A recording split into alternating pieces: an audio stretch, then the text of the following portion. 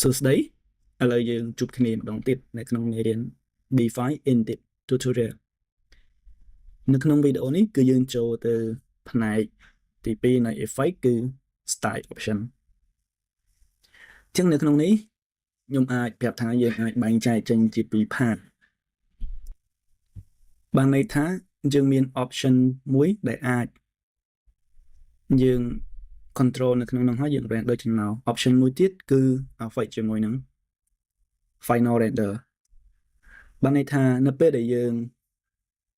enable option ពីរនេះ AO ឬក៏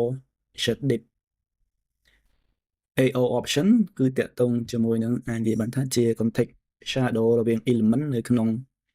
rendering របស់យើងអញ្ចឹងយើងអាច control ជាមួយនឹង radius របស់វា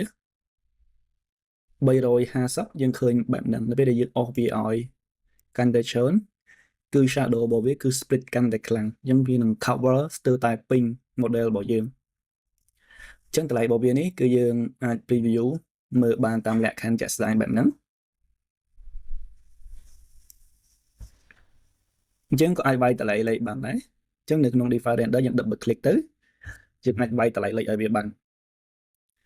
ជាមួយនឹងលក្ខខណ្ឌហ្នឹងយើងមាន option មួយយើងហៅថា overlay preview អញ្ចឹង AO នេះបើសិនជាអ្នកដែលធ្លាប់ render ពីមុនគួរតែស្គាល់វា ambient occlusion ក៏ដូចជា outline mode អញ្ចឹងពេលដែលយើង enable នៅលើវា overlay បានន័យថា AO របស់យើងនឹង overlay ពីលើ rendering របស់យើងអញ្ចឹងយើង disable ជា enable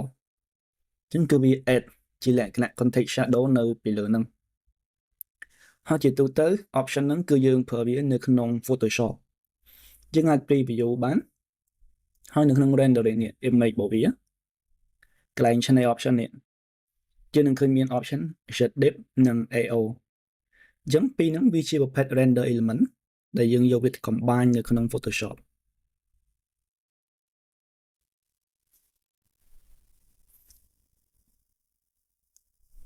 យើងមាន overlay preview នេះតម្លៃរបស់វាដែលកំណត់នៅលើហ្នឹង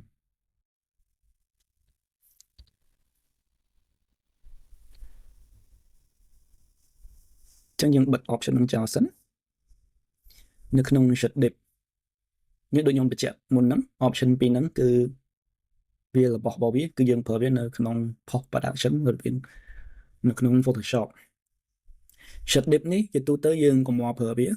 ក៏ប៉ុន្តែគេប្រើច្រើននៅក្នុងកម្រិតមួយ high level អាចថាចូល professional តាក់ទងជាមួយនឹង deep option នេះគឺវាមានលក្ខណៈរបស់វារៀង concept ខ្លាំងយើងត្រូវចេះ analyze វិភាគនៅក្នុង rendering របស់យើងជាឲ្យ deep ទៅលើ rendering របស់យើងជាយើងអាច preview នៅពីលើហ្នឹងបានអញ្ចឹងសម្រាប់ន័យដែលយើង start rendering option ហ្នឹងខ្ញុំអាចថាយើង skip វាមកច្រើនទៅនៅពេលដែលយើង start ជាមួយ rendering បន្តិចចាំយើងព្យាយាមយល់វាបានច្រើនតាក់ទងជាមួយនឹង deep Shaded នេះមានស្ទើរតែគ្រប់ render engine ទាំងអស់ហើយ option សាមញ្ញនេះក៏យើងមិនសូវជាប្រើវាដែរ outline mode គឺតាក់ទងជាមួយនឹង highlight នេះលក្ខខណ្ឌនេះយើងអត់សូវប្រើវាដោយសារយើងមើលទៅវាជាលក្ខណៈរៀងវាមិនមែនជា realistic render វាជាលក្ខណៈ cartoon អញ្ចឹង line របស់វាដិតចឹងសម្រាប់អ្នកដែល render landscape គួរតែឃើញ function នឹងច្រើនហើយដោយសារយើងអត់មាន AO option language របស់វា